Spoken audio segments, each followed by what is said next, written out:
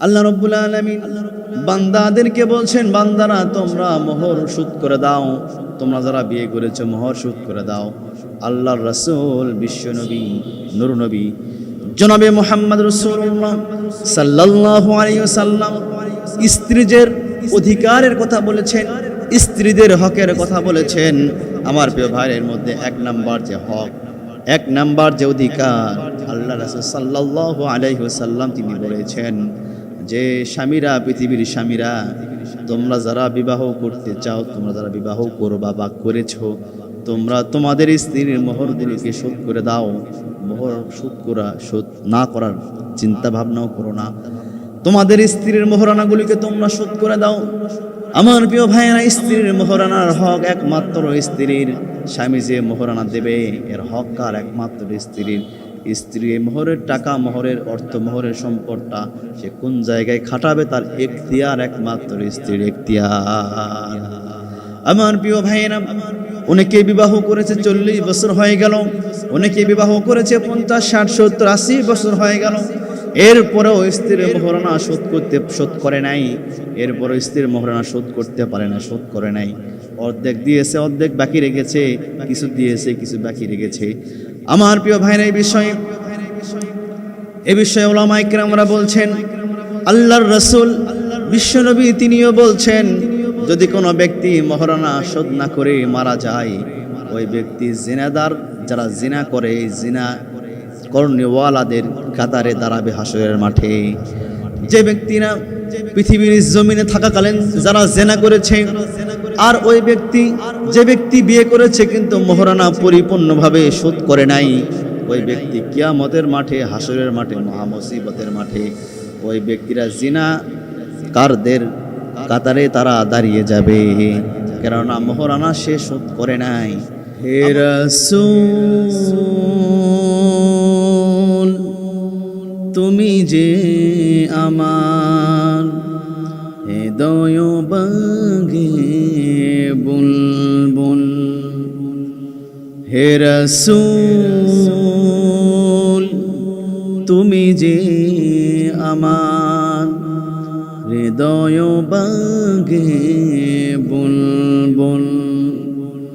তোমারও প্রেমে নিঘর সোয়ায়,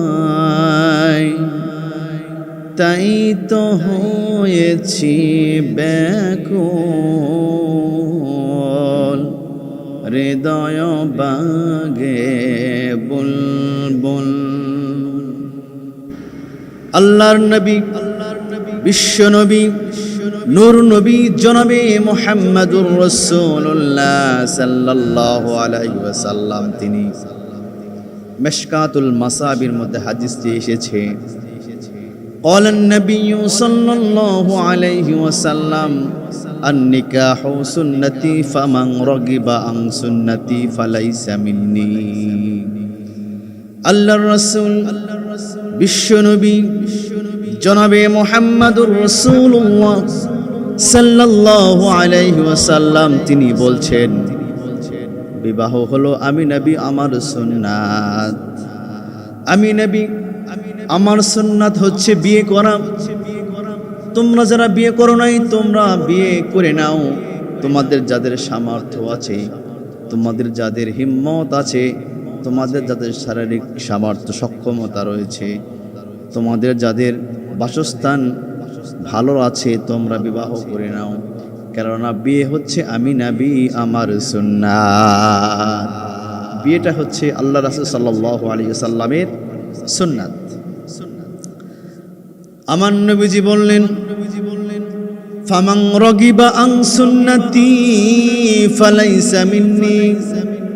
আল্লাহর নবী বিশ্বনবী জনাবে মুহাম্মদুর রাসূলুল্লাহ সাল্লাল্লাহু আলাইহি ওয়াসাল্লাম তিনি বলছেন, যে ব্যক্তি বিয়ে করে না, যে ব্যক্তির সম্পদ থাকা সত্ত্বেও যে বিয়ে করে না, যে ব্যক্তির শারীরিক সক্ষমতা থাকার পরেও বিয়ে করে না, যে ব্যক্তির পারিবারিক সামর্থ্য, ব্যক্তিগত সামর্থ্য, শারীরিক সামর্থ্য থাকা সত্ত্বেও যে বিয়ে করে না, সেই বান্দা, সেই আমার উম্মতেরা, সেই উম্মতিরা আমি নবী আমার দলভুক্ত নই। যারা বিবাহ করে না, বিবাহ করতে চায় না, যাদের সামর্থ্য আছে, যাদের হিম্মত আছে, শারীরিক আর্থিক বাসস্থান সব রকম সামর্থ্য হিম্মত আছে, এরপরেও যারা বিয়ে করে না, বিবাহ করে না, এই ব্যক্তিগুলো আল্লাহর রাসূল সাল্লাল্লাহু আলাইহি ওয়াসাল্লামের দলভুক্ত নয়। আমার প্রিয় ভাইরা, আল্লাহর নবী, বিশ্ব নবী জনাবে মুহাম্মদুর রাসূলুল্লাহ সাল্লাল্লাহু আলাইহি ওয়াসাল্লামের দলভুক্ত হতে গেলে, আল্লাহর রাসূল সাল্লাল্লাহু আলাইহি ওয়াসাল্লামের পরিপূর্ণ উম্মাহ হতে গেলে, আল্লাহর রাসূল সাল্লাল্লাহু আলাইহি ওয়াসাল্লামের দলভুক্ত হতে গেলে ওই হাদিসকে অনুসরণ করতে হবে। আল্লাহর নবী, বিশ্ব নবী জনাবে মুহাম্মদুর রাসূলুল্লাহ সাল্লাল্লাহু আলাইহি ওয়াসাল্লাম তিনি বলছেন, আন-নিকাহু সুন্নতি ফামান রাগিবা আন সুন্নতি ফালাইসা মিন্নি।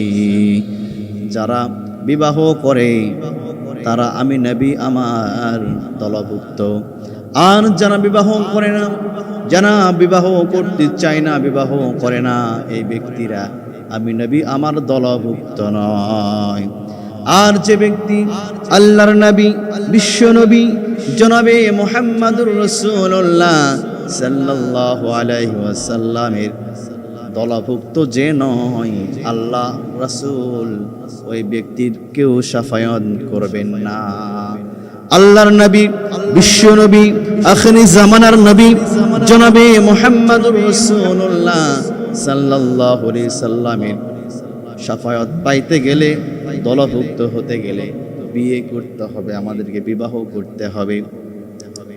আমার প্রিয় ভাইয়েরা, আল্লাহর নবী আরো বলছেন, হাদিসটি মিশকাতুল মাসাবির মধ্যে হাদিসটি এসেছে। আল্লাহর রাসূল সাল্লাল্লাহু আলাইহি ওয়াসাল্লাম তিনি বলছেন, আন-নিকাহু নিসফুল ঈমান। আল্লাহর নবী বললেন, ক্বালান নাবিয়্যু সাল্লাল্লাহু আলাইহি ওয়াসাল্লাম, আন-নিকাহু নিসফুল ঈমান। আল্লাহর রাসূল সাল্লাল্লাহু আলাইহি ওয়াসাল্লাম তিনি বলেছেন, বিবাহটা হলো ঈমানের অর্ধেক। সুবহানাল্লাহ। বিয়েটা কি? ঈমানের অর্ধেক। নিসফুল ঈমান, ঈমানের অর্ধেক হচ্ছে বিয়ে। সুতরাং যারা পরিপূর্ণ ঈমানদার হতে চায় তারা যেন বিয়ে করে। সুবহানাল্লাহ। বিয়ে করার দরকার আছে না নাই? দেখবেন ছেলের বয়স হয়েছে 35, 40, মেয়ের বয়স 28, 29, 30 হয়ে যাচ্ছে, এরপরেও বিয়ে হচ্ছে না, বিয়ে দিচ্ছে না, বা বিয়ে করতে আগ্রহী নয়। এমনটা করা যাবে না, বরং বিবাহের বয়স হলে, সামর্থ্য হয়ে গেলে আমরা বিয়ে করে নেব ইনশাআল্লাহ। অনেকে আবার টাকলা জামাইকে বিবাহ করে, টাকলা জামাইয়ের সম্পদ আছে এই জন্য। আমার প্রিয় ভাইয়েরা, প্রিয় হাজিরিন, একটা 16 বছরের একটা মেয়ে আর 35 বছরের একটা যুবক ছেলে, কি দুইজনের মন, মাইন্ড, শারীরিক সিস্টেম কি সমান? কখনোই সমান নয়। তাদের মনের যে অনুভূতি, মনের যে ভালোবাসার যে সিস্টেমটা, এটা এক নয়। এই জন্য বিবাহের জন্য 1-2 বছর, 3 বছর, 4 বছর, 5 বছর এইরকম একটা হয়ে গেলে, বয়সে পরিণত হয়ে গেলে বিবাহ দেওয়াটাই হচ্ছে ভালো। আল্লাহ রাব্বুল আলামিন পৃথিবীর জমিনে প্রতিটা বিষয়কে নেগেটিভ পজিটিভ হিসাবে আল্লাহ রাব্বুল আলামিন পৃথিবীর জমিনে পাঠিয়েছেন। আমার প্রিয় ভাইয়েরা, যেমন শুধু কারেন্ট দিয়ে বাতি জ্বলে না, বাল্ব জ্বলে না, আবার শুধু আর্থিন দিয়েও বাল্ব জ্বলে না। বাল্বটা জ্বলাইতে গেলে কারেন্ট দরকার এবং আর্থিন দরকার। কারেন্ট এবং আর্থিনের সমন্বয়ে বাল্ব জ্বলে। যদি কেউ ফ্যান দিতে চায়, ফ্যান যদি ঘুরাইতে চায়, কারেন্ট লাগবে এবং আর্থিন লাগবে, ঠিক কিনা? আমার প্রিয় ভাইয়েরা, কোনো পুরুষ পরিপূর্ণ হতে পারে না নারী ছাড়া, কোনো পুরুষ স্ত্রী ছাড়া পরিপূর্ণ হতে পারে না, কোনো মেয়ে মহিলা স্বামী ছাড়া পরিপূর্ণতা লাভ করতে পারে না। এই জন্য যারা বিবাহ করে তারা তাদের স্ত্রীর সঙ্গে পরিপূরক হয়ে যায়। আল্লাহ রাব্বুল আলামিন কুরআনুম মাজিদের মধ্যে বলছেন, হুন্না লিবাসুল লাকুম ওয়া আনতুম লিবাসুল লাহুন। আল্লাহ রাব্বুল আলামিন তিনি বলছেন, ছেলেদের পোশাক বানিয়েছেন মেয়েদেরকে, আর মেয়েদের পোশাক দিয়েছেন ছেলেদেরকে। সুবহানাল্লাহ। ছেলেরা হচ্ছে নারীদের পোশাক স্বরূপ, স্বামী হচ্ছে স্ত্রীর পোশাক স্বরূপ, আর স্ত্রী হচ্ছে স্বামীর পোশাক স্বরূপ। সুবহানাল্লাহ। আমার প্রিয় ভাইরা, একটি পোশাক ছাড়া যখন মানুষ বাহির হইতে পারে না, একটি পোশাক ছাড়া যখন মানুষ বাহির হয়ে ঘুরতে ফিরতে পারে না, ঠিক সেই রকম ভাবেই একজন পুরুষ স্ত্রী ছাড়া পৃথিবীতে বেঁচে থাকতেও পারে না। পৃথিবীতে বেঁচে থাকতে গেলে, পৃথিবীতে ভালোভাবে বেঁচে থাকতে গেলে স্ত্রীর দরকার আছে, পৃথিবীতে ভালোভাবে বেঁচে থাকতে গেলে স্বামীরও দরকার আছে। এই জন্য আমার প্রিয় ভাইয়েরা, আল্লাহ রাব্বুল আলামিন, আল্লাহ সুবহানাহু ওয়া তাআলা প্রথমেই হযরত আদম আলাইহিস সালাতু ওয়াস সালামকে সৃষ্টি করলেন। আদম আলাইহিস সালাতু ওয়াস সালামকে সৃষ্টি করে জান্নাতের মধ্যে যখন পাঠাইলেন, আদম নবীকে কিচ্ছু ভালো লাগে না, সবই আছে কিন্তু একটা জিনিস নাই। আদম আলাইহিস সালাতু ওয়াস সালাম তিনি জান্নাতের মধ্যে প্রবেশ করলেন। জান্নাতের মধ্যে সবই আছে, ফল ফুল ফল ফলাদি আছে, গাছপালা, পশু পাখি, তরুলতা, নহর আছে, দুধের নহর, মধুর নহর, পানির নহর, সব নহর আছে। কিন্তু আদম আলাইহিস সালাতু ওয়াস সালামের মধ্যে একটা জিনিস নাই, ফাঁকা ফাঁকা লাগে। আল্লাহ রাব্বুল আলামিন আদম আলাইহিস সালাতু ওয়াস সালামের যে ফাঁকা ফাঁকা লাগে, আদম আলাইহিস সালাতু ওয়াস সালামের তো ভালো লাগে না। এই কারণে আল্লাহ রাব্বুল আলামিন আম্মা জান হাওয়াকে আদমের জন্য পাঠায় দিলে। আদম আলাইহিস সালাতু ওয়াস সালামের কাছে আম্মা জান হাওয়াকে আল্লাহ রাব্বুল আলামিন পাঠায় দিলেন। সুবহানাল্লাহ। আদম আলাইহিস সালাতু ওয়াস সালাম হাওয়া, আম্মা জান হাওয়াকে একবার দেখে তার জন্য ফেদা হয়ে গেল। আস্তে আস্তে তার দিকে অগ্রসর হচ্ছে। এক পর্যায়ে তাকে আম্মাজান হাওয়াকে আদম আলাইহিস সালাতু ওয়াস সালাম স্পর্শ করবেন। এমন সময় আল্লাহ রাব্বুল আলামিন বললেন, আদম সেখানে এখনো তুমি স্পর্শ করতে পারবা না, হাওয়াকে এখনো তুমি স্পর্শ করতে পারবা না, তোমার ইখতিয়ার নাই, তোমার অনুমতি নাই। এরপরে মোহর দেওয়া হয়ে গেল, বিবাহের খুতবা হয়ে গেল, বিবাহ হয়ে গেল। এরপর আদম আলাইহিস সালাতু ওয়াস সালাম আর আম্মাজান হাওয়া তারা বসবাস করতে শুরু করলেন। আমার প্রিয় ভাইরা, এর মধ্যে এটাই শিক্ষা আমরা পেয়ে গেলাম, একজন স্বামী স্ত্রী ছাড়া চলতে পারে না, একজন পুরুষ মানুষ মেয়ে ছাড়া পরিপূর্ণতা লাভ করে না, আবার একজন মেয়ে তার স্বামী ছাড়াও পরিপূর্ণতা লাভ করতে পারে না। আল্লাহ রাব্বুল আলামিন পরিপূর্ণতার জন্যই ছেলে এবং মেয়ে উভয়দেরকে পৃথিবীর জমিনে পাঠিয়েছেন। আল্লাহ রাব্বুল আলামিন পৃথিবীর জমিনে যত নবী, যত রাসূলগণদেরকে পৃথিবীর জমিনে আল্লাহ রাব্বুল আলামিন পাঠিয়েছেন, ম্যাক্সিমাম নবী রাসূলুল্লাহ শাদী করেছেন, বিবাহ করেছেন। প্রিয় হাজিরিন, ম্যাক্সিমাম নবী রাসূলগণ তারা বিবাহ করেছেন। আবার বেশিরভাগ নবী রাসূলদের একের অধিক স্ত্রী ছিল। সুবহানাল্লাহ। বেশিরভাগ নবীগণ, বেশিরভাগ রাসূলগণদের স্ত্রী ছিল একের অধিক স্ত্রী ছিল। এটা নবীদের জন্য খাস ছিল। আমার প্রিয় ভাইয়েরা, সুতরাং আল্লাহ রাব্বুল আলামিন কুরআনুম মাজিদের সূরা আন-নিসার 4 নম্বর আয়াতে, সূরা আন-নিসার মধ্যে আল্লাহ রাব্বুল আলামিন বলছেন, ওয়া আতুন নিসা সাদাকাতিহিন্না নিহলা। আল্লাহ রাব্বুল আলামিন বলছেন, হে আমার বান্দারা, তোমরা তোমাদের স্ত্রীর মোহরানাকে শোধ করে দাও। কি বলছে আল্লাহ রাব্বুল আলামিন? বান্দাদেরকে বলছেন, বান্দারা তোমরা মোহর শোধ করে দাও, তোমরা যারা বিয়ে করেছো মোহর শোধ করে দাও। আল্লাহর রাসূল বিশ্বনবী নূর নবী জনাবে মুহাম্মদ রাসূলুল্লাহ সাল্লাল্লাহু আলাইহি ওয়াসাল্লাম স্ত্রীদের অধিকারের কথা বলেছেন, স্ত্রীদের হকের কথা বলেছেন। আমার প্রিয় ভাইয়ের মধ্যে 1 নাম্বার যে হক, 1 নাম্বার যে অধিকার, আল্লাহ রাসূল সাল্লাল্লাহু আলাইহি ওয়াসাল্লাম তিনি বলেছেন যে স্বামীরা, পৃথিবীর স্বামীরা, তোমরা যারা বিবাহ করতে চাও, তোমরা যারা বিবাহ করবা বা করেছো, তোমরা তোমাদের স্ত্রীর মোহরগুলিকে শোধ করে দাও। মোহর শোধ না করার চিন্তা ভাবনাও করো না, তোমাদের স্ত্রীর মোহরানাগুলিকে তোমরা শোধ করে দাও। আমার প্রিয় ভাইয়েরা, স্ত্রীর মোহরানার হক একমাত্র স্ত্রীর। স্বামী যে মোহরানা দেবে এর হক কার? একমাত্র স্ত্রীর। স্ত্রী এই মোহরের টাকা, মোহরের অর্থ, মোহরের সম্পদটা সে কোন জায়গায় খাটাবে তার এখতিয়ার একমাত্র স্ত্রীর এখতিয়ার। আমার প্রিয় ভাইয়েরা, অনেকে বিবাহ করেছে 40 বছর হয়ে গেল, অনেকে বিবাহ করেছে 50, 60, 70, 80 বছর হয়ে গেল, এরপরেও স্ত্রীর মোহরানা শোধ করে নাই। এরপরেও স্ত্রীর মোহরানা শোধ করতে পারে না, শোধ করে নাই। অর্ধেক দিয়েছে, অর্ধেক বাকি রেখেছে, কিছু দিয়েছে, কিছু বাকি রেখেছে। আমার প্রিয় ভাইরা, এই বিষয়ে উলামায়ে কেরামরা বলছেন, আল্লাহর রাসূল বিশ্বনবী তিনিও বলছেন, যদি কোনো ব্যক্তি মোহরানা শোধ না করে মারা যায়, ওই ব্যক্তি জিনাদার, যারা জিনা করে জিনা করনেওয়ালাদের কাতারে দাঁড়াবে হাসরের মাঠে।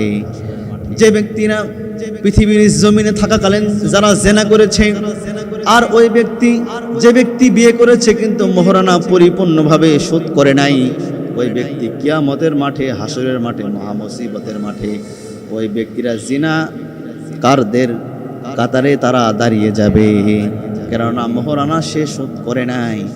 আমার প্রিয় ভাইয়েরা, অন্য মাযহাবের ফতোয়া এসেছে, মোহরানা শোধ করতে, মোহরানা পরিপূর্ণভাবে শোধ করে, এরপরে মোহরানা পরিপূর্ণভাবে শোধ করে এরপরে স্ত্রীকে স্পর্শ করো, এরপরে স্ত্রীর হক আদায় করো। কিন্তু আমাদের আহনাফ মাযহাবে, এই মাযহাবে একটু সময় দিয়েছে, একটু সহজ করে দিয়েছে। আমার প্রিয় ভাইয়েরা, এই সহজটাকে আমরা অন্যদিকে কাজে লাগাবো না। এই সহজটাকে কাজে লাগিয়ে নিজেকে বুদ্ধিমান মনে করা যাবে না, নিজেকে বুদ্ধিমান মনে করা যাবে না।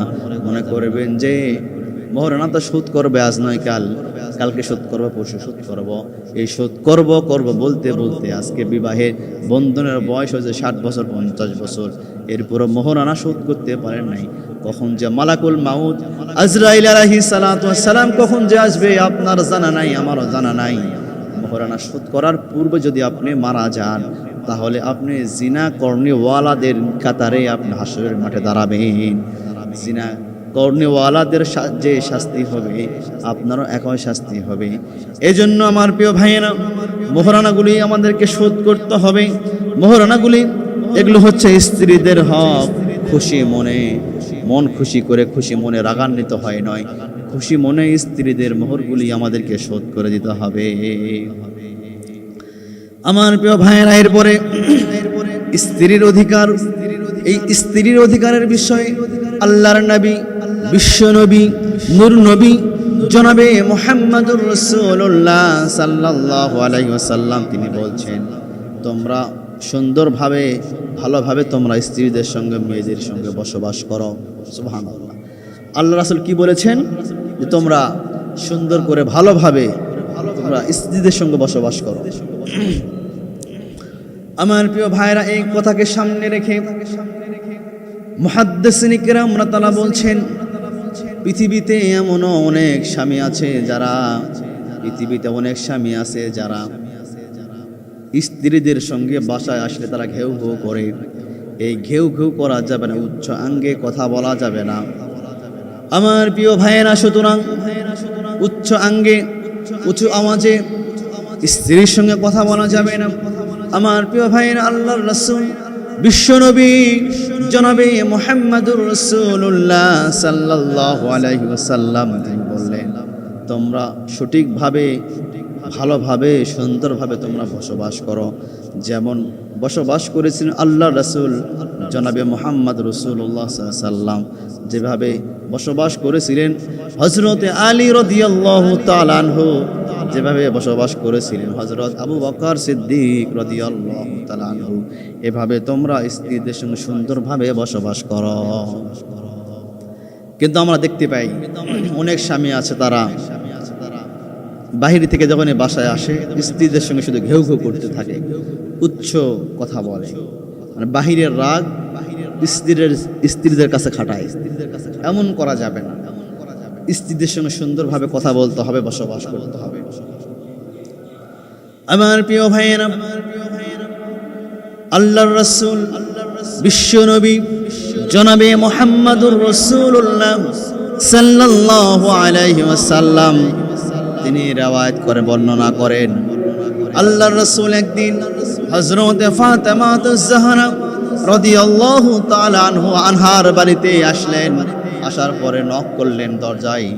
হযরত ফাতেমা আয-জাহরা রাদিয়াল্লাহু তাআলা আনহা তিনি দরজা খুলে দিলেন। এমন সময় আল্লাহর রাসূল তার মেয়ে ফাতেমা আয-জাহরা রাদিয়াল্লাহু তাআলা আনহার মুখমণ্ডলের দিকে তাকালেন, লক্ষ্য করলেন মুখমণ্ডলটা মলিন হয়ে আছে, লাল বর্ণ হয়ে আছে। আল্লাহ রাসূল বললেন, আমার জামাতা হযরত আলী কোথায়? মেয়ে হযরতে ফাতেমা আয-জাহরা রাদিয়াল্লাহু তাআলা আনহা তিনি বললেন, আব্বা জান, আপনার জামাতা কোথায় গিয়েছে আমি জানি না, তার খবর সে জানে, আমার খবর আমি জানি, তার কথা আমার কাছে জিজ্ঞাসা করবেন না। আল্লাহ রাসূল সাল্লাল্লাহু আলাইহি ওয়াসাল্লাম তিনি বুঝতে পারলেন হয়তো ফাতেমা আর আলীর মাঝখানে কোনো মনোমালিন্য হয়েছে, এই কারণে এই অবস্থা হয়েছে। আল্লাহর রাসূল হযরত ফাতেমা আয-জাহরা রাদিয়াল্লাহু তাআলা আনহাকে বললেন, ফাতেমা, ও মা, তোমার কি হয়েছে একটু বলো, তোমার আলীর মধ্যে কি কোনো দ্বন্দ্ব হয়েছে নাকি একটু বলো, আমি জানতে চাই। হযরত ফাতেমা আয-জাহরা আল্লাহর রাসূল সাল্লাল্লাহু আলাইহি ওয়াসাল্লামকে কিছুই বললেন না, কিচ্ছু হয় নাই, রাগ করে গিয়ে ঘুমিয়ে শুয়ে পড়লেন। আল্লাহর রাসূল হযরত আলী রাদিয়াল্লাহু তাআলা আনহুকে তালাশ করছেন, খুঁজছেন। মদিনার মুকাররমে গলিতে গলিতে তন্ন তন্ন করে খুঁজতে খুঁজতে দেখতে পাইলেন হযরত আলী রাদিয়াল্লাহু তাআলা আনহু মসজিদের ভিতরে ঢুকে শুয়ে আছেন। আল্লাহর রাসূল হযরত আলীর কাছে গিয়ে সালাম দিলেন, আসসালামু আলাইকুম ইয়া আলী, জামাতা কেমন আছো? আলী বললেন, আলহামদুলিল্লাহ ভালো আছি। আল্লাহর রাসূল হযরত আলী রাদিয়াল্লাহু তাআলা আনহুকে বললেন, আলী চলো আমার সঙ্গে চলো। আলী বললেন, কোথায় যাব আব্বা জান? ইয়া নবী আল্লাহ, ইয়া হাবিব আল্লাহ, কোথায় যাব একটু বলেন। আল্লাহ রাসূল বলেন, আলী আমি যেখানে তোমাকে নিয়ে যাব তুমি সেখানেই যাবা, আমি তোমাকে যেখানে নিয়ে যাব তুমি সেখানেই যাবা, আমার সঙ্গে তোমার কি কোনো কথা আছে নাকি? আলী রাদিয়াল্লাহু তাআলা আনহু বললেন, ইয়া রাসূলুল্লাহ, ইয়া হাবিবাল্লাহ, আপনি তো রাহমাতাল লিল আলামিন, আপনি আমাকে যেখানে নিয়ে যাবেন আমি তো সেখানে যেতে তো বাধ্য। এরপরে হযরত আলী রাদিয়াল্লাহু তাআলা আনহু আল্লাহর রাসূল সাল্লাল্লাহু আলাইহি ওয়াসাল্লাম আলীর হাতটা জোরে চেপে ধরলেন। ধরার পরে হযরত ফাতেমার বাড়িতে নিয়ে আসলো। আলী রাদিয়াল্লাহু আনহু বললেন, ইয়া রাসূলুল্লাহ, ইয়া হাবিবাল্লাহ, আমার বাড়িতে কেন নিয়ে আসলেন? বলে, আলী তুমি এখানে বসো। আলী রাদিয়াল্লাহু আনহু বসলেন। এরপরে ফাতেমা আয-জাহরা রাদিয়াল্লাহু তাআলা আনহাকে আল্লাহ রাসূল সাল্লাল্লাহু আলাইহি ওয়াসাল্লাম বললেন, মা ফাতেমা তুমি কোথায়? আম্মা তুমি এখানে আসো, এখানে আলীর সামনে বসো। বসলেন আলীর সামনে। আল্লাহ রাসূল সাল্লাল্লাহু আলাইহি ওয়াসাল্লাম দুই জনের সামনে বসলেন। এক সাইডে হচ্ছে ফাতেমা, আরেক সাইডে হচ্ছে আলী রাদিয়াল্লাহু তাআলা আনহু। তাদের দুইজনের সামনে আল্লাহর রাসূল যিনি রাহমাতাল লিল আলামিন আল্লাহর রাসূল সাল্লাল্লাহু আলাইহি ওয়াসাল্লাম তিনি বসলেন। বসার পরে বলেন, আলী আলী আলী তুমি আমার মেয়েকে, তোমার স্ত্রীকে তুমি সালাম দাও। আলী রাদিয়াল্লাহু আনহু চুপ করে আছেন, কিছু বলছেন না। আল্লাহ রাসূল বললেন, আমি নবী হিসেবে তোমাকে বলছি, আমি তোমার শ্বশুর হিসাবে আমি তোমাকে বলছি, আলী তুমি তোমার স্ত্রীকে সালাম দাও। আলী রাদিয়াল্লাহু তাআলা আনহু তিনি সালাম, আসসালামু আলাইকুম ইয়া আহলিয়া। এরপরে ফাতেমাকে বললেন, ফাতেমা তুমি সালাম নাও। ফাতেমা রাদিয়াল্লাহু তাআলা আনহা তিনি সালাম নিলেন, সালাম গ্রহণ করলেন। এরপর আল্লাহ রাসূল বললেন, ফাতেমা তুমি আলীকে সালাম দাও। হযরত ফাতেমা আয-জাহরা রাদিয়াল্লাহু আনহা আলী রাদিয়াল্লাহু তাআলা আনহাকে সালাম দিলেন। সালাম দেওয়ার পরে আলীকে বলে, আলী তুমি সালাম গ্রহণ করো। আলী সালাম গ্রহণ করলো। এরপরে আল্লাহর রাসূল বিশ্বনবী নূর নবী জনাবে মুহাম্মদ রাসূলুল্লাহ সাল্লাল্লাহু আলাইহি সাল্লাম তিনি বললেন, আলী আর ফাতেমা তোমরা দুজনে একে অপরের সঙ্গে মুসাফাহা করো। সুবহানাল্লাহ। আলী রাদিয়াল্লাহু তাআলা আনহু এবং হযরত ফাতেমা আয-জাহরা রাদিয়াল্লাহু আনহা তারা দুইজনে একে অপরের সঙ্গে মুসাফাহা করলেন। সুবহানাল্লাহ। এরপরে আল্লাহর রাসূল জনাবে মুহাম্মদুর রাসূলুল্লাহ সাল্লাল্লাহু আলাইহি ওয়াসাল্লাম তিনি আলীকে বলে, আলী তুমি ফাতেমাকে বলো, আনা উহিব্বুকা, আমি আমার ভালোবাসা তোমার জন্য। আলী রাদিয়াল্লাহু তাআলা আনহু বললেন, আনা উহিব্বুকা, হে ফাতেমা আমার ভালোবাসা তোমার জন্য। হযরত ফাতেমা আয-জাহরাকে বলেন, ফাতেমা তুমিও বলো, আনা উহিব্বুকা, আমার ভালোবাসা আলী তোমার জন্য, সুবহানাল্লাহ। আমার প্রিয় ভাইয়েরা, এখানে প্রতিটা স্বামী তার স্ত্রীকে বলা উচিত, স্ত্রী আমি তোমাকে ভালোবাসি, আই লাভ ইউ বলা দরকার আছে না নাই? স্ত্রী তার স্বামীকে বলবে, স্বামী আমি তোমাকে ভালোবাসি, আনা উহিব্বুকা, আই লাভ ইউ বলতে পারে কি পারে না? অবশ্যই বলতে হবে।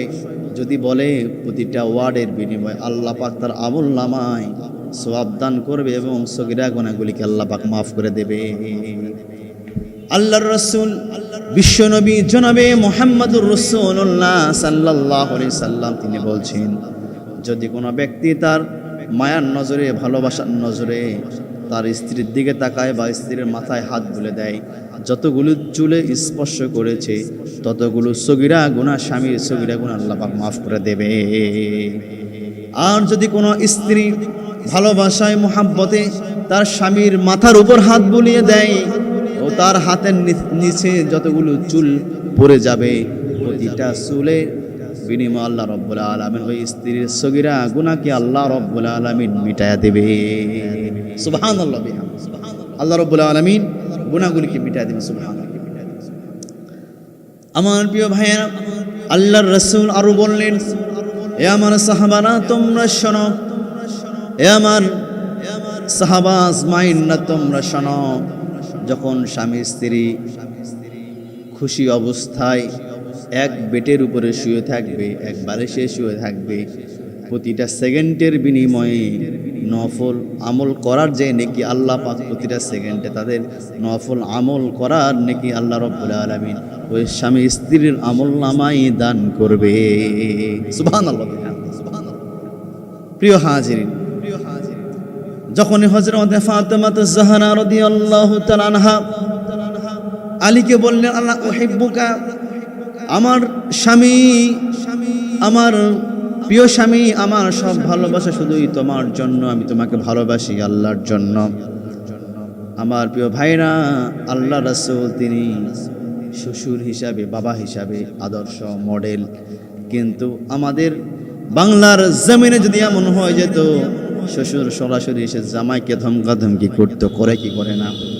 বাংলাদেশে অনেক জায়গায় মেয়ের একটু কিছু হলেই সমাধানের রাস্তা খোঁজে না, আগে জামাইকে এসে ধমকাধমকি করে বা নিজের মেয়েকে ধমকাধমকি করে, ধমকায়। আল্লাহর রাসূল তিনি সমাধানের রাস্তা বের করে দিয়েছেন, সমাধানের পথ আল্লাহ রাসূল সাল্লাল্লাহু আলাইহি ওয়াসাল্লাম তিনি বের করে দিয়েছেন। এই জন্য প্রতিটা ক্ষেত্রে আমাদেরকে সমাধান খুঁজতে হবে। ইসলাম বাড়াবাড়ি করে না, ইসলাম সারাসারি করে না, ইসলাম হচ্ছে সমাধান খুঁজে দেয়। সুবহানাল্লাহ। ইসলামকে খুঁজে দেয়, ইসলাম সমাধান খুঁজে দেয়। এই জন্য প্রতিটা ক্ষেত্রে, প্রতিটা স্থানে আমাদেরকে সমাধান খুঁজতে হবে ইনশাআল্লাহ। আমার প্রিয় ভাইয়েরা, এরপরে আমার নবীজি স্ত্রীদের হকের কথা বলেছেন। আল্লাহর রাসূল জনাবে মুহাম্মদুর রাসূলুল্লাহ সাল্লাল্লাহু আলাইহি ওয়াসাল্লাম তিনি বলছেন, তোমরা স্ত্রীদের সঙ্গে সুন্দর আচরণ করো, তোমরা স্ত্রীদের সঙ্গে ভালো ব্যবহার করো। এ বিষয়ে আল্লাহ রাব্বুল আলামিন কুরআনুম মাজিদের সূরা নিসার 19 নম্বর আয়াতে আল্লাহ রাব্বুল আলামিন বলছেন, ওয়াশিরুহুন্না বিল মা'রুফ। আল্লাহ রাব্বুল আলামিন বলছেন, এ আমার বান্দারা, তোমরা যারা স্বামী আছো তোমরা শোনো, তোমরা তোমাদের স্ত্রীর সঙ্গে উত্তম পন্থায় কথা বলবা, তোমরা তোমাদের স্ত্রীর সঙ্গে উত্তম পন্থায় কথা বলবা, উত্তম ব্যবহার করবা, স্ত্রীকে মারধর করবা না, স্ত্রীকে গালিগালাজ করবা না, স্ত্রীকে ধমক দেবা না। আমার প্রিয় ভাইরা, প্রতিটা মেয়ে তার বাবার কলিজার টুকরা, প্রতিটা সন্তান তার মায়ের কলিজার টুকরা, প্রতিটা মেয়ে তার বাবার মা হয়ে গেছে, প্রতিটা সন্তান তার বাবার কলিজার টুকরা। এ বাবা, একজন মেয়ে তার বাবার ভালোবাসা ছাড়ছে, তার মায়ের ভালোবাসা ছাড়ছে, তার দাদা দাদির ভালোবাসা মহাব্বতকে বিসর্জন দিয়ে সে তার মাতৃভূমিকে ছেড়ে স্বামীর বাসায় গিয়েছে, স্বামীর বাসায় গিয়েছে। সুতরাং এই মেয়েটা স্বামীর জন্য তার বাবাকে ছাড়লো, এই মেয়েটা স্বামীর জন্য তার মাকে ছাড়লো, এই মেয়েটা স্বামীকে খুশি করার জন্য, স্বামীর সংসার করার জন্য তার মাতৃভূমিকে ছাড়লো, স্বামীকে খুশি করার জন্য, স্বামীর হক আদায় করার জন্য। এই জন্য আমার প্রিয় ভাইরা, এই দিকটা লক্ষ্য করে স্ত্রীর হক আদায় করা, স্ত্রীর সঙ্গে ভালো ব্যবহার করা, স্ত্রীর সঙ্গে সদ্ব্যবহার করা, সদাচরণ করা। বিশ্বনবী জনাবে মুহাম্মদুর রাসূলুল্লাহ সাল্লাল্লাহু আলাইহি ওয়াসাল্লাম তিনি বলছেন, স্ত্রীদের 4 জায়গায় আঘাত করা, মারা নিষেধ। কয় জায়গায়? 4 জায়গায়। 1 নাম্বার হচ্ছে তার চেহারার মধ্যে, মুখমণ্ডলের মধ্যে, স্ত্রীর মুখমণ্ডলের মধ্যে আঘাত করা যাবে না। 2 নম্বর হচ্ছে স্ত্রীর বুকে আঘাত করা যাবে না, স্ত্রীর বুকে লাথি দেওয়া যাবে না। 2 নম্বর গেল। 3 নম্বর হচ্ছে স্ত্রীর পেটে লাথি মারা যাবে না, স্ত্রীর পেটে লাথি মারা যাবে না। 4 নম্বর স্ত্রীর মাথায় আঘাত করা যাবে না। আমার প্রিয় ভাইয়েরা, আল্লাহর রাসূল ইসলাম, আল্লাহ রাব্বুল আলামিন ইসলাম নারীদেরকে অনেক মর্যাদা দিয়েছে। ইসলাম যত নারীদেরকে, মাদেরকে, বোনদেরকে, মেয়েদেরকে যেমন মর্যাদা দিয়েছে, অন্য কোনো ধর্মে, কোনো স্থানে কোনো কেউ এত মর্যাদা দেয় নাই যতটা মর্যাদা দিয়েছে ইসলাম, যতটা মর্যাদা দিয়েছে আল্লাহ রাব্বুল আলামিন, যতটা মর্যাদা দিয়েছে আল্লাহ রাসূল সাল্লাল্লাহু আলাইহি ওয়াসাল্লাম। আমার প্রিয় ভাইরা, এরপরে আল্লাহর রাসূল বললেন, এ আমার সাহাবারা তোমরা শোনো, স্ত্রীদের পরিপূর্ণ হক তোমরা আদায় করবা। সামর্থ্য অনুযায়ী ভরণ পোষণের অধিকার স্ত্রীর আছে। স্ত্রীদেরকে ভরণ পোষণ তোমরা করাবা। স্ত্রী কোথায় থাকবে, স্ত্রী কি করবে, স্ত্রী কেমন জামা পরিধান করবে, স্ত্রী কি খাবার খাবে, স্ত্রীর হাত খরচ কি লাগবে, স্ত্রী কোন পরিবেশে থাকবে, এই দায়িত্ব একমাত্র কার? স্বামীর দায়িত্ব। বিয়ের আগে এই দায়িত্ব ছিল বাবার। বাবা যদি মারা যায়, মারা যাওয়ার পরে দায়িত্ব হয়ে যায় মায়ের। মা যদি না থাকে, বড় ভাই যদি থাকে, বড় ভাই দায়িত্ব থাকে। এরপর বড় ভাই যদি না হয়, বিয়ের পরে এই দায়িত্বটা একমাত্র স্বামীর কাছে চলে আসে। স্বামীর উপর দায়িত্ব ইসলাম দিয়েছে, স্বামীর প্রতি দায়িত্ব দিয়েছে আল্লাহর রাসূল। আল্লাহ রাসূল সাল্লাল্লাহু আলাইহি সাল্লাম তিনি বলছেন, ও স্বামীরা তোমরা শোনো, তোমরা তোমাদের স্ত্রীর ভরণ পোষণ পরিপূর্ণ আদায় করবা। তোমার স্ত্রী কেমন জামা পরিধান করবে এই দায়িত্ব তোমার। তোমার স্ত্রী কেমন জায়গায় থাকবে, বসবাস করবে এই দায়িত্ব তোমার। তোমার বাড়িতে ভালো বাথরুম আছে কিনা এই দায়িত্ব তোমার। তোমার স্ত্রীকে কেউ দেখলো কিনা এই দায়িত্ব তোমার। তোমার স্ত্রীকে বাহিরের কোনো পর পুরুষ যেন দেখতে না পারে এই দায়িত্ব তুমি স্বামী তোমার। তোমার স্ত্রীকে কেউ যেন অপমান অপদস্থ যেন না করে দায়িত্ব তুমি স্বামী তোমার। তোমার দায়িত্ব, এটা তোমার দায়িত্ব। এই দায়িত্ব ওই মেয়ের মা দিয়েছে, মেয়ের বাবা দিয়েছে, মেয়ের বড় ভাই দিয়েছে। এই দায়িত্ব আল্লাহ তোমাকে দিয়েছে, এই দায়িত্ব আল্লাহর রাসূল তোমাকে দিয়েছে। তোমার স্ত্রীর দায়িত্ব তোমার। স্ত্রীর ভরণ পোষণ পরিপূর্ণভাবে আদায় করতে হবে। স্ত্রী কিভাবে চলাফেরা করবে, স্ত্রী কি খাবে, কোথায় থাকবে, কোথায় ঘুমাবে, এই দায়িত্ব তুমি স্বামী তোমার, অন্য কারো নয়। শ্বশুরের এই দায়িত্ব নয়, শাশুড়ির এই দায়িত্ব নয়, এই দায়িত্ব হলো স্বামী তোমার, তোমাকে বুঝে নিতে হবে। আমার প্রিয় ভাইয়েরা, বাংলার জমিনে অনেক এলাকায়, অনেক বাড়িতে দেখা যায় যে ভরণ পোষণ মানে শুধু অর্থ, টাকা পয়সা, এটা নয়। ভরণ পোষণ মানে শুধু টাকা, ভরণ পোষণ মানে শুধু টাকা পয়সা, বিল্ডিং, বালাখানা, এতটুকু নয়। ভরণ পোষণের এর সীমাবদ্ধতা নাই। আপনার স্ত্রী কিভাবে চলবে, কোথায় থাকবে, কি করবে না করবে, কি খাবে না খাবে, কেমন ব্যবস্থাপনা করতে পারেন, সব মিলে ভরণ পোষণ। আমার প্রিয় ভাইয়ের, আমাদেরকে আমাদের স্ত্রীর এই ভরণ পোষণ আমাদের সাধ্য অনুযায়ী দিতে হবে ইনশাআল্লাহ। আমাদের মধ্যে আবার অনেক স্ত্রী আছে, তারা দেখবেন যে স্বামীর কাছে আবদার জানায়, যে স্বামীকে বলে যে 20,000 টাকার একটা শাড়ি চাই, আমি 20,000 টাকার একটা আমি শাড়ি চাই বা একটা আংটি চাই। কিন্তু খোঁজ নিয়ে দেখা যায় যে তার স্বামীর মাসিক বেতন 12,000 টাকা, আর স্ত্রী আবদার করে 20,000 টাকা। এটা কি স্বামীর প্রতি? এটা বেইনসাফ, এটা জুলুম। এমনটা করা যাবে না আমার প্রিয় মায়েরা, আমার প্রিয় বোনেরা, এমনটা করা যাবে না। স্বামীর সাধ্য অনুযায়ী আবদার করতে হবে, স্বামীর যেমন ইনকাম থাকবে তেমন আবদার করতে হবে। প্রিয় হাজিরিন, আল্লাহ রাসূল সাল্লাল্লাহু আলাইহি ওয়াসাল্লাম বলেছেন যে যার পরিবারে, যার সংসারে একটা নেককার স্ত্রী থাকবে তার সংসারটা জান্নাতের বাগান হয়ে যাবে। সুবহানাল্লাহ। তার নেককার স্ত্রী কেমন হবে? শুধু নামাজ পড়লেই, শুধু কালো বোরকা পড়লেই নেককার হওয়া যায় না। নেককারের প্রথম ধাপ হচ্ছে স্বামীকে খুশি করা। সুবহানাল্লাহ। নেককারের প্রথম ধাপ কি? স্বামীকে খুশি করা, স্বামীর মন মতো তাকে গুছিয়ে নেওয়া, স্বামী যা পছন্দ করে সেটাই সেই কাজ করা। আপনি নামাজ পড়বেন, এটা তো ইসলামের বিধান, এটা আপনাকে মানতে হবে। আপনি পর্দা করবেন, ফরজ, এটা ইসলামের বিধান, এটা মানতে হবে, ঠিক আছে। কিন্তু দিনদারিত্বার প্রথম স্তর হচ্ছে, মানে প্রথম শ্রেষ্ঠ স্তর হচ্ছে স্বামীকে খুশি করা, স্বামী কি চাচ্ছে স্বামীর মন জয় করে চলা। এটাই হচ্ছে পরহেজগারিতা স্ত্রীর, এটাই হচ্ছে প্রমাণ, বহিঃপ্রকাশ।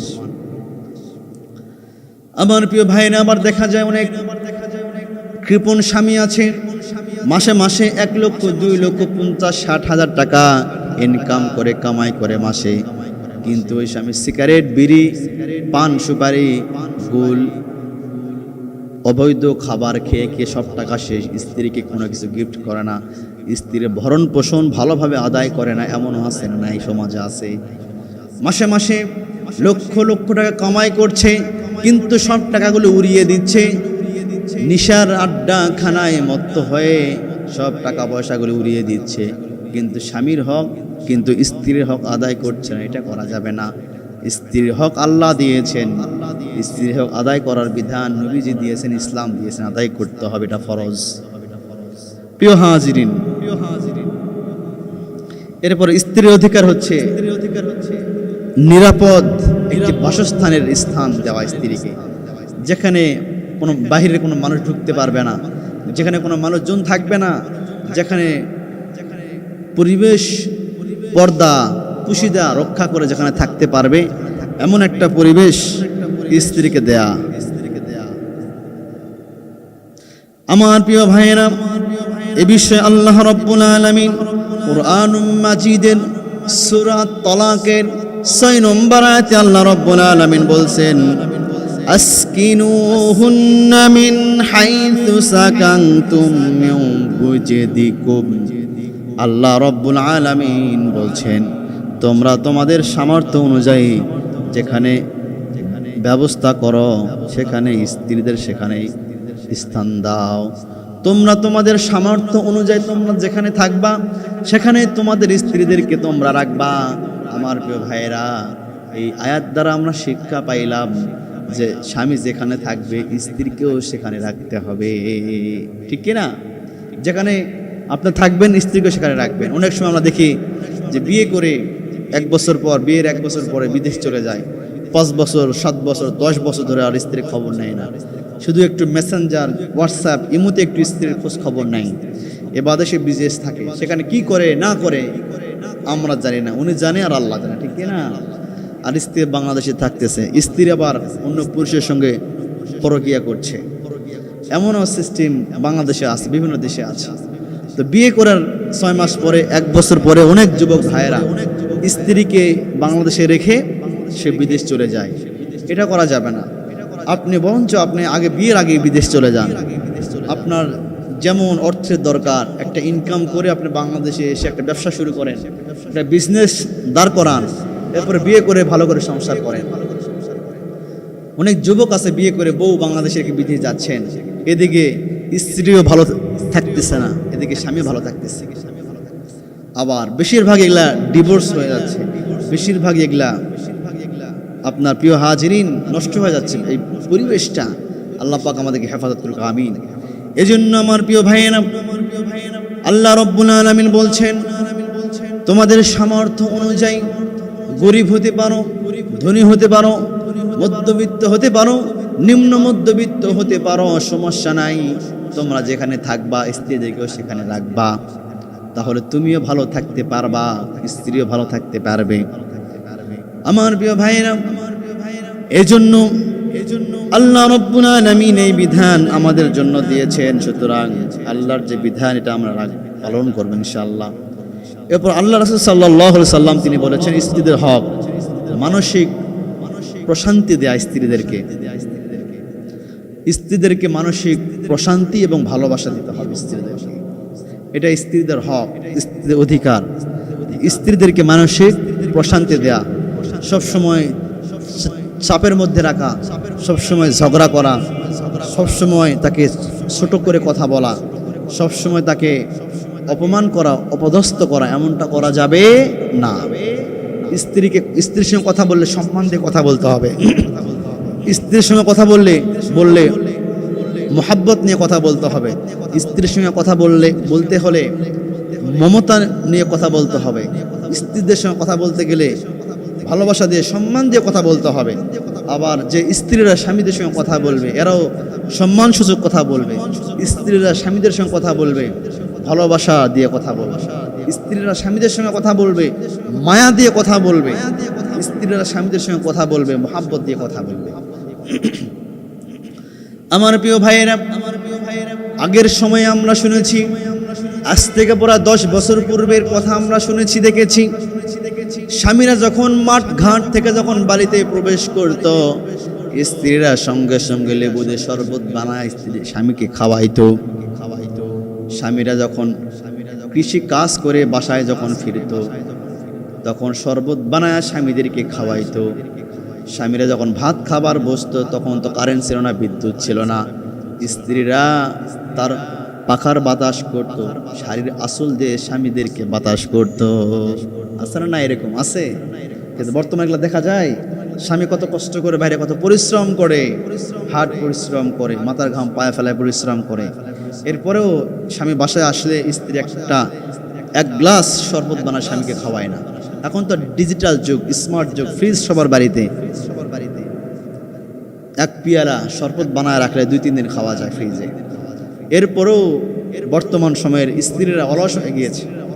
এরপরে যদি কোনোভাবে যদি বিদ্যুৎ চলে যায়, পাখার বাতাস করতে চায় না, পাখায় খুঁজে পাওয়া যায় না। প্রিয় হাজিরিন, সুতরাং স্বামীরা স্ত্রীদের সঙ্গে যখন কথা বলবে মায়া দিয়ে কথা বলবে, স্বামীরা যখন স্ত্রীদের সঙ্গে কথা বলবে মোহাব্বত দিয়ে কথা বলবে, স্বামীরা যখন স্ত্রীদের সঙ্গে যখন কথা বলবে মায়া মমতা মোহাব্বত ভালোবাসা দিয়ে কথা বলবে, অপরদিকে স্ত্রীরাও যখন স্বামীদের সঙ্গে কথা বলবে মায়া মমতা ভালোবাসা মোহাব্বত দিল দিয়ে কথা বলবে, যেই পরিবারে এমনটা হয় ওই পরিবারটা, পৃথিবীটাই হবে জান্নাতের বাগান। ওই পরিবারটা কি হবে? জান্নাতের বাগান হয়ে যাবে। প্রিয় হাজিরিন, এই জন্য আমরা যখনই কথা বলবো সম্মান দিয়ে কথা বলবো, স্বামী হোক অথবা স্ত্রী হোক, ভালোবাসা দিয়ে কথা বলবো, মোহাব্বত দিয়ে কথা বলবো এবং মানসিক শান্তি দেয়া। অনেক স্ত্রী আছে স্বামীদের সঙ্গে সারাক্ষণ শুধু খ্যাস করতে থাকে, খ্যাস করতে থাকে।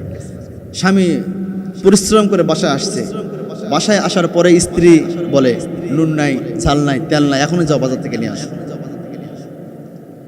স্বামী যে হাজবেন্ড যে কষ্ট করে পরিশ্রম করে বাসায় ফিরলো, একটু শরবত দাও, একটু গাটা ঘেমে গেছে, একটু জোরাক, একটু শান্তিতে, একটু সুখ, একটু আধা ঘন্টা 20 মিনিট একটু রেস্ট নেই, এরপর একটু বলো। এইরকম না করে সঙ্গে সঙ্গে নুন নাই, ঝাল নাই, তেল নাই, গোস্ত নাই, লবণ নাই, নিয়ে আসো। এই বিষয়গুলো আমাদেরকে লক্ষ্য করতে হবে, হিকমত করে আমাদেরকে চলতে হবে বলে ইনশাআল্লাহ। আল্লাহ পাক আমাদের হিকমত করতে তৌফিক দান করুন, আমিন। আমার প্রিয় ভাইয়েরা, মানুষের দাম্পত্য জীবনে অনেক ঝড় আসে, মানুষের দাম্পত্য জীবনে অনেক মেঘাচ্ছন্ন আকাশ হয়ে যায়, মানুষের দাম্পত্য জীবনে অনেক সংসার ভেঙে যায়, মানুষের দাম্পত্য জীবনে অনেক ঝগড়া মারামারি ধাক্কা ধাক্কি হয় কি হয় না হয়ে থাকে, স্বাভাবিক বিষয় হবে। আমার প্রিয় ভাইয়েরা, দাম্পত্য জীবনে ঝগড়া আছে, ভালোবাসাও আছে, আবার ধাক্কা ধাক্কিও আছে, আবার মিলও আছে। প্রিয় হাজিরিন, দেখবেন রাতের বেলা যখন স্বামী স্ত্রীর মাঝে যখন ঝগড়া হয়ে যায়, রাতের বেলা স্বামী স্ত্রীর মাঝখানে যখন মনোমালিন্য হয়ে যায়, মধ্যরাতে দেখবেন বা শেষ রাতে দেখবেন আবার স্বামী স্ত্রী আবার একত্রিত হয়ে যায়। আমার প্রিয় ভাইয়েরা, দাম্পত্য জীবনে অনেক সমস্যার সম্মুখীন হতে হয়, এরপরেও সবুর করতে হয়। আল্লাহ রাব্বুল আলামিন বলছেন ইন্নাল্লাহা মাআস সাবিরিন। আল্লাহ রাব্বুল আলামিন বলছেন নিশ্চয় অবশ্যই আমি আল্লাহ রাব্বুল আলামিন সবুরকারীদেরকে ভালোবাসি, সবুরকারীদেরকে আমি আল্লাহ পছন্দ করি। প্রতিটা ভালো কাজে সবুর করতে হবে। স্ত্রী রাগান্বিত হয়ে গেলে স্বামীকে সবুর করতে, ধৈর্য ধারণ করতে হবে।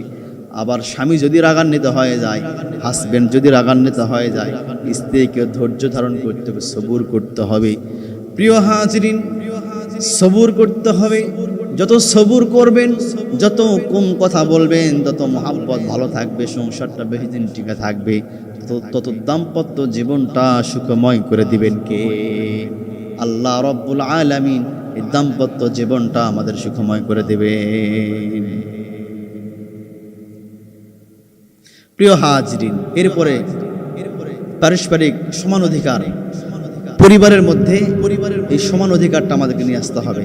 আল্লাহ রাসূল সাল্লাল্লাহু আলাইহি ওয়াসাল্লাম বলছেন তোমরা পারস্পরিক সমান অধিকার তোমরা নিয়ে আসো।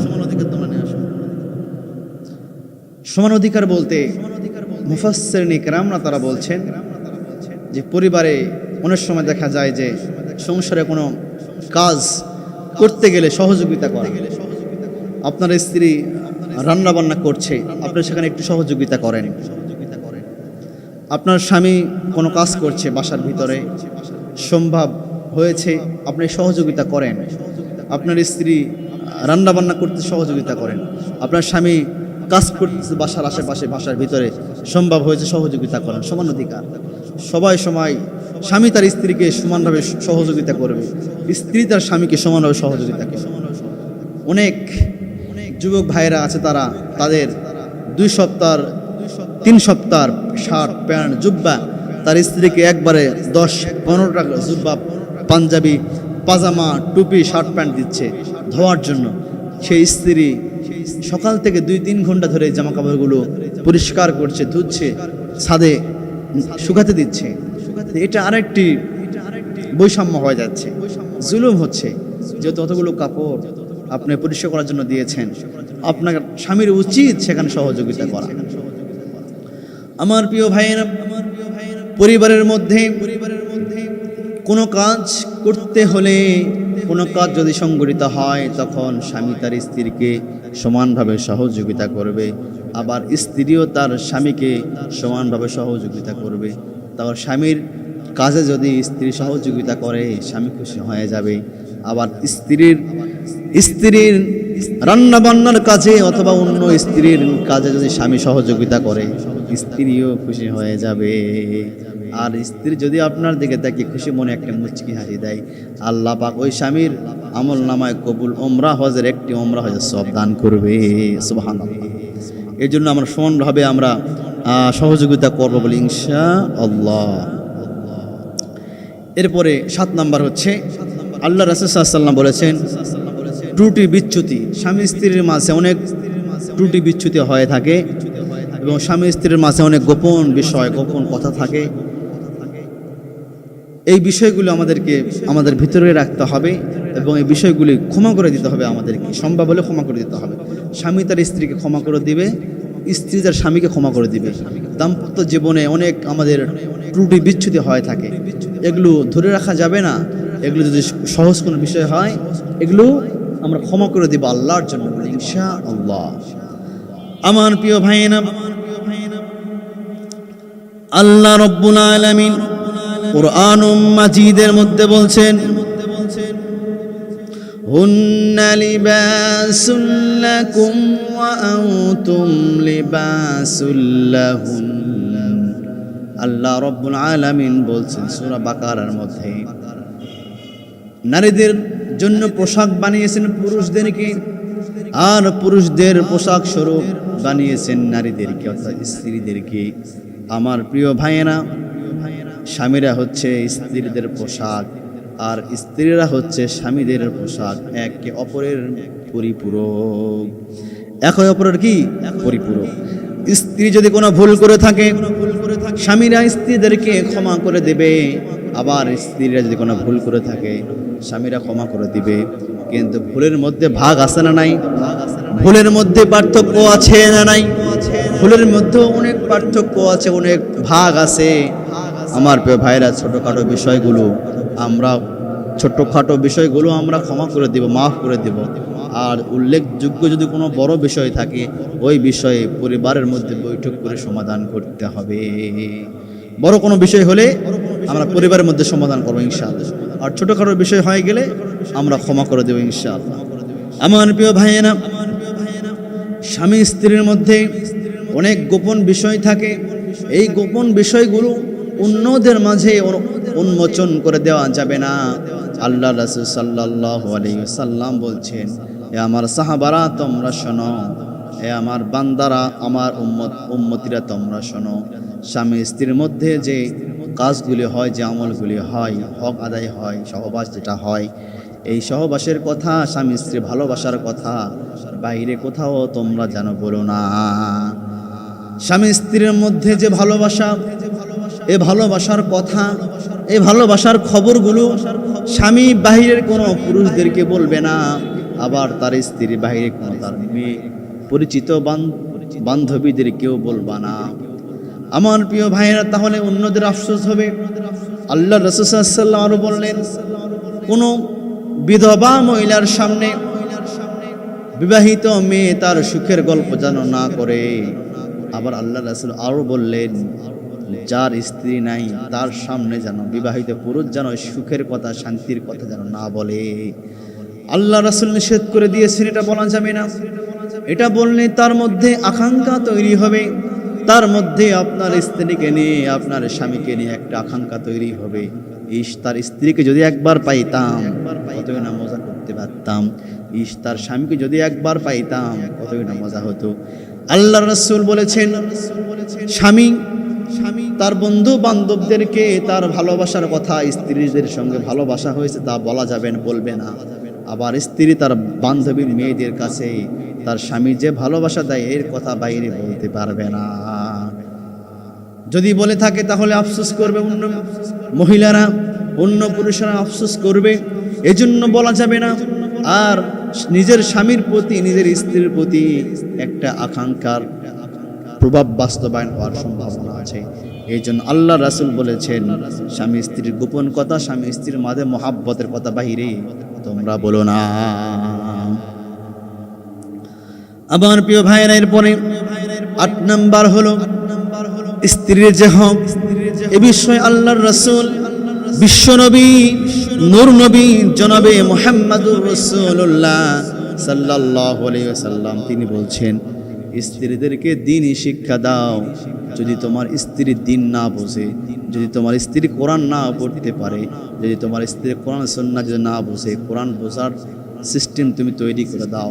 স্ত্রীকে কোরআন শেখাও, স্ত্রীকে তুমি কোরআন শেখাও। স্ত্রী যদি নামাজ না আদায় করতে পারে, তুমি নামাজ শেখায় দাও। স্ত্রী যদি ইসলাম কম বোঝে, স্ত্রীকে ইসলামটা ভালো করে বুঝায় দাও। প্রিয় হাজিরিন, এরপরে স্বামীর দায়িত্ব স্ত্রীকে জাহান্নাম থেকে বাঁচানো। স্বামীর দায়িত্ব স্ত্রীকে জাহান্নাম থেকে বাঁচানো।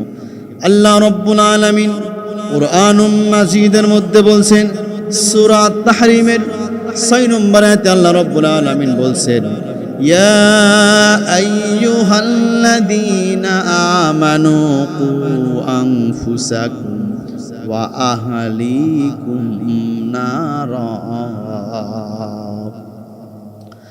আল্লাহ রাব্বুল আলামিন বলছেন, ইয়া আইয়ুহাল্লাযীনা আমানু, ওহে আমার ইমানদার বান্দারা, আমার ইমানদার বান্দিরা, আমার ইমানদার বান্দারা, আমার ইমানদার বান্দিরা, তোমরা শোনো, তোমরা নিজেরা জাহান্নাম থেকে বাঁচাও এবং তোমাদের আহাল পরিবারকে জাহান্নাম থেকে তোমরা বাঁচাও। আল্লাহ পাক বান্দা বান্দিদেরকে বলছেন, এবং কোন বান্দা বান্দিদেরকে বলছেন? যারা ইমানদার, যারা ইমানওয়ালা, যারা ইমান এনেছেদেরকে বলছেন যে তোমরা নিজে জাহান্নাম থেকে বাঁচো এবং পরিবার, আহাল পরিবারকে জাহান্নাম থেকে বাঁচাও। এই আয়াতকে সামনে রেখে মুফাসসির ইকরামরা অনেক লম্বা আলোচনা করেছেন। এর মধ্যে একটি কোড হলো, এর মধ্যে একটি পয়েন্ট হলো, স্বামীরা স্ত্রীদেরকে জাহান্নাম থেকে বাঁচাবে। স্বামীদের উপর দায়িত্ব, তোমরা তোমাদের স্ত্রীদেরকে জাহান্নাম থেকে বাঁচাও। নিজে জাহান্নাম থেকে বাঁচো এবং স্ত্রীদেরকে জাহান্নাম থেকে বাঁচাও। তোমরা নিজেরা জাহান্নাম থেকে বাঁচবে এবং স্ত্রীদেরকেও জাহান্নাম থেকে বাঁচাবে। তোমরা দিন শিখবা, স্ত্রীদেরকে শেখাবা। তোমরা কোরআন পড়া শিখবা, স্ত্রীদেরকে শেখাবা। তোমরা নামাজ আদায় করবা, স্ত্রীদেরকে নামাজ আদায় করার তাগিদ দিবা। তোমরা নামাজ আদায় করবা, স্ত্রীকে নামাজ আদায় করার বাধ্য করবা। তোমরা রমজান মোবারক মাসে রোজা রাখবা, সাওম পালন করবা, স্ত্রীকেও রোজা রাখার জন্য বাধ্য করবা। তোমাদের সম্পদ থাকলে হজ করবা, যাকাত দেবা, স্ত্রীকেও বাধ্য করবা। আমার প্রিয় ভাইয়েরা, সুতরাং স্বামীদের অনেক দায়িত্ব আছে। যদি আপনার স্ত্রী কোরআন না পড়তে পারে, ইসলাম দিন যদি না বোঝে, আপনার উপর দায়িত্ব আপনার স্ত্রীকে দিন বোঝা, আপনার স্ত্রীকে কোরআন শেখানো, আপনার স্ত্রীকে দিনের জ্ঞান দান করা, এটা আপনার উপর দায়িত্ব। আমার প্রিয় ভাইয়েরা, স্বামীর দায়িত্ব যত দায়িত্ব আছে, এর মধ্যে শ্রেষ্ঠতম দায়িত্ব হলো স্ত্রীর জন্য আখিরাতের কল্যাণ করা। স্ত্রীর জন্য আপনি মাথার ঘাম পায়ে ফেলাই এত পরিশ্রম করছেন, এত খাটছেন, স্ত্রীকে খুশি রাখার জন্য, পরিবারকে শান্তিতে রাখার জন্য এত কষ্ট করছেন। জায়গা জমি কিনলেন, ঘরবাড়ি করলেন, কিন্তু আখিরাতের জন্য কি করলেন? এই জন্য আমার প্রিয় ভাইয়েরা, আপনারা যারা স্বামী আছেন, আপনাদের যে হাজবেন্ড আছেন, আপনারা আপনাদের স্ত্রীদেরকে জাহান্নাম থেকে বাঁচানোর জন্য আপনাদেরকে ভূমিকা রাখতে হবে। এই দায়িত্ব ইসলাম আপনাদেরকে দিয়েছে। আমার প্রিয় ভাইয়েরা, এরপরে হচ্ছে 9 নম্বর, স্ত্রীকে খোঁটা দিয়ে কথা বলা যাবে না, স্ত্রীকে কষ্ট দিয়ে কথা বলা যাবে না। আল্লাহ রাসূল সাল্লাল্লাহু আলাইহি ওয়াসাল্লাম নিষেধ করেছেন। অনেক সময় খোঁটা দেয় যে অমুকের বাড়ি থেকে অমুকের শ্বশুর মোটরসাইকেল দিয়েছে, আমার শ্বশুর আমাকে কি দিয়েছে, অমুকের শ্বশুর 10 লক্ষ টাকা দিয়েছে জামাইকে, আমার শ্বশুর আমাকে কি দিয়েছে, এটা খোঁটা দেয়া এবং স্ত্রীকে খোঁটা দিয়ে কষ্ট দেয়া, এটা করা যাবে না। আবার আমাদের যারা শ্বশুর, যারা স্ত্রী আছে, এদেরও উচিত যে আপনার জামাইকে বা আপনার স্বামীকে অর্থনৈতিক একটু সহযোগিতা করা। প্রিয় হাজিরিন, এটা সবার মনে চায় যে আমার মেয়েটা একটু সুখে থাক, আমার জামাইটা একটু সুখে শান্তিতে থাক। আমার সম্পদগুলো তো আমার মেয়েরই, আর আমার মেয়ের সম্পদ হলেই এটা আমার জামাইয়ের। এই জন্য সার্বিক সহযোগিতা করা মেয়ে জামাইদেরকে। আর যারা জামাই আছে, যারা হাজব্যান্ড থাকবে, হাজব্যান্ডরা স্ত্রীদেরকে খোঁটা দিয়ে কথা বলবে না। আল্লাহ রাসূল সাল্লাল্লাহু আলাইহি সাল্লাম তিনি নিষেধ করে দিয়েছেন। আমার প্রিয় ভাইয়েরা, আল্লাহর রাসূল বিশ্বনবী জনাবে মুহাম্মদুর রাসূলুল্লাহ সাল্লাল্লাহু আলাইহি ওয়াসাল্লাম তিনি বলছেন, তোমাদের যদি কারো একাধিক স্ত্রী থাকে, তোমরা তাদের হক সমানভাবে আদায় করতে থাকো। যদি একাধিক স্ত্রী কারো থাকে, সমানভাবে তোমরা তাদের হকগুলো আদায় করবা। একাধিক স্ত্রী থাকলে কিভাবে সমানভাবে হক তোমরা আদায় করবা? এক বড় স্ত্রী বয়স হয়ে গেছে, চেহারা একটু খারাপ হয়ে গেছে, আর ছোট স্ত্রীর বয়স কম, চেহারা সুন্দর, ফিটনেস ভালো আছে। এই জন্য তুমি ছোট স্ত্রীকে বেশি মহাব্বত করবা, বেশি ভালোবাসবা, বেশি সময় দেবা। আর বড় স্ত্রীকে ভালোবাসবে কম, সময় কম দিবা, খোঁজ খবর কম দিবা, তা চলবে না। সমতা রক্ষা করতে হবে। আমার প্রিয় ভাইরা, এই জন্য আল্লাহ রাব্বুল আলামিন কোরআন মাজিদের মধ্যে বলছেন, মাসনা ওয়া সুলাসা ওয়া রুবা ইয়াজিদু ফিল খালকি মা ইয়াশা। আল্লাহ রাব্বুল আলামিন বিবাহের বিষয় বলেছেন, 2 থেকে শুরু, মাসনা 2 জনকে বিয়ে করো, ও সুলাসা 3 জন বিয়ে করো, ও রুবা 4 জনকে বিয়ে করো। যদি তোমাদের সামর্থ্য থাকে তোমরা 4 জনকেও বিবাহ করতে পারবা, যদি তোমরা ভরণ পোষণ এবং স্ত্রীদেরকে সময় দিতে পারো সঠিকভাবে, তাহলে 4 জনকে বিবাহ করতে পারবা। আর যদি তোমরা না পারো তাহলে 1 জনকে বিবাহ করো, বেশি বিয়ে করো না। আমার প্রিয় ভাইয়েরা, এই জন্য আল্লাহ রাসূল বললেন, একের অধিক স্ত্রী আছে, তাদের সমানভাবে হক আদায় করতে হবে। সমানভাবে প্রতিটা ক্ষেত্রে পুঙ্খানুপুঙ্খানুভাবে সমানভাবে তাদের হকগুলো আদায় করার কথা বলেছেন আল্লাহর রাসূল মুহাম্মদ সাল্লাল্লাহু আলাইহি ওয়াসাল্লাম।